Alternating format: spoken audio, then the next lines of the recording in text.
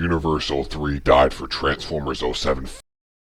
Hey guys, it's Bots Obsession. Welcome back. If you're like me, you are super excited for the new Michael Bay Transformers live action movie coming out later this year.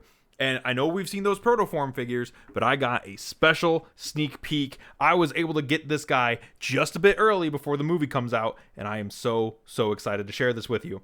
This is the new Bumblebee from that Michael Bay movie. He's going to be coming out sometime around when the movie hits, hopefully, so you guys should be able to get your hands on this around then. I really like this. This looks absolutely fantastic. It is a version of the 1976 SS Camaro. You can tell it's the 76 because it has that silver bumper back there, although it's a little hard to see with these off-road additions here.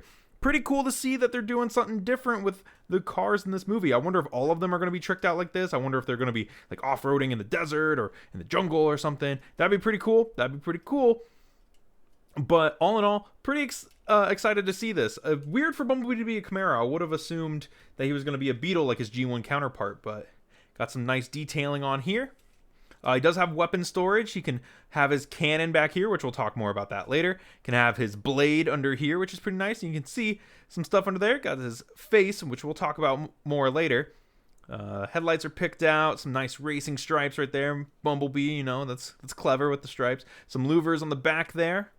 Taillights picked out on both sides. Non-pinned wheels. Very interesting for the non-pinned wheels. And yeah, don't know how I feel about that. Don't know how I feel about that at all. For comparisons, though, he is kind of dinky. Here he is with a Cybertron Deluxe. Here he is with Cannonball. You can see he's a little bit smaller than Cannonball is. Alrighty. And here he is with G1 Bumblebee. A little bit bigger than G1 Bumblebee.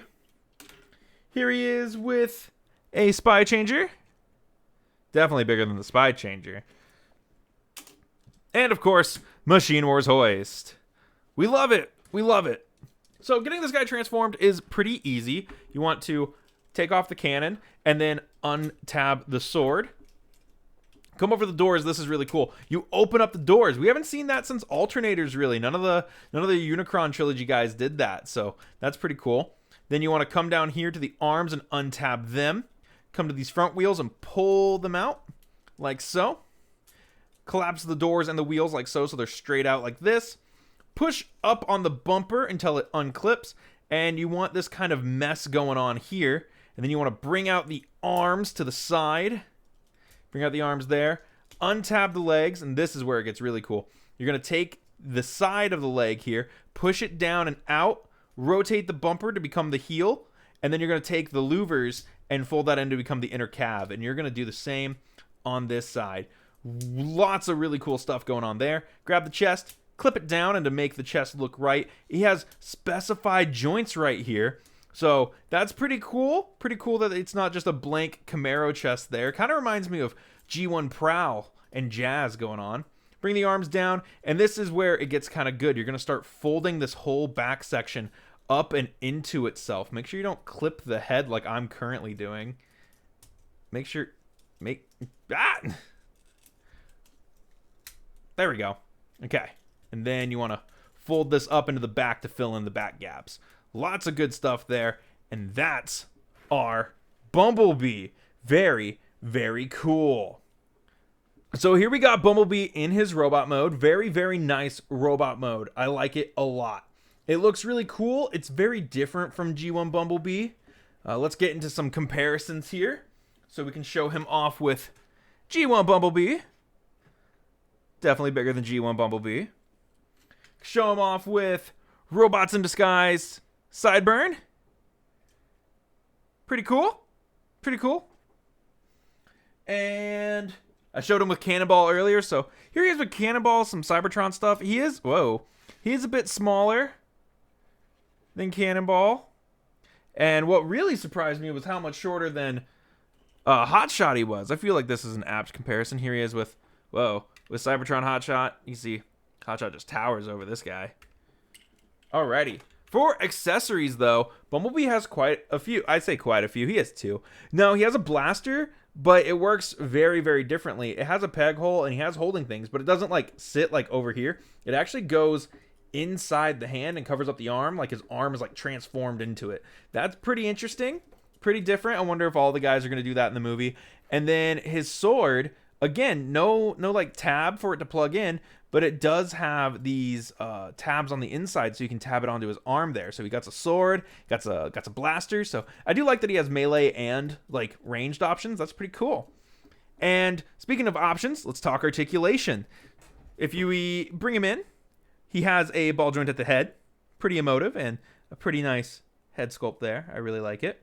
Arms go out that far. They're on a ball joint so they can rotate. He has a swivel at the elbow, a pivot at the elbow, no wrist swivel, waist rotation. That's pretty cool.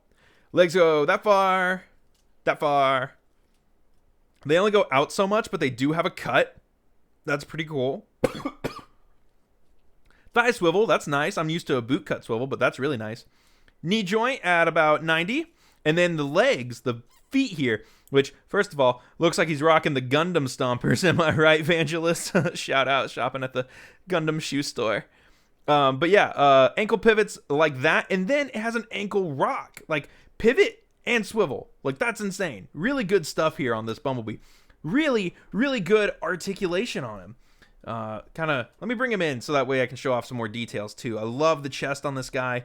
The arms have all this like nice gunmetal and yellow on there. The hands have this kind of fingerless glove look going on, which is really cool. The legs got some nice paint on there. Nice paint right here, picking stuff out. And I really like the way the legs come together, man. All of this looks really nice. The backpack is very kibbly, though. Lots of kibble going on. You know, he kind of just has the doors hanging out. But it does make him look a lot like Prowl from G1 because of the hood chest and the door wings.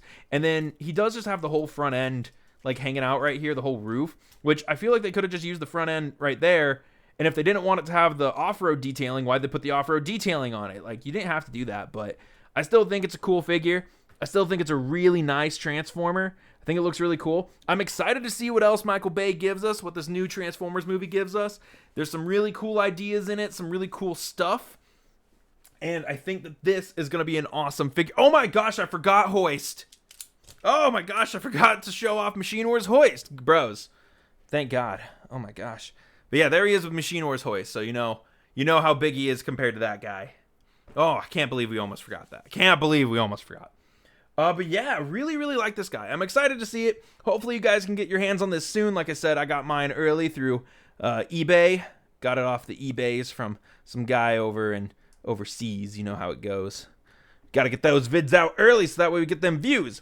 Thank you guys for watching. Don't forget to rate 5 stars. Don't forget to like, comment, subscribe. Rate 5 stars like I said. And I'll see you guys in the next one. This has been Bots Obsession.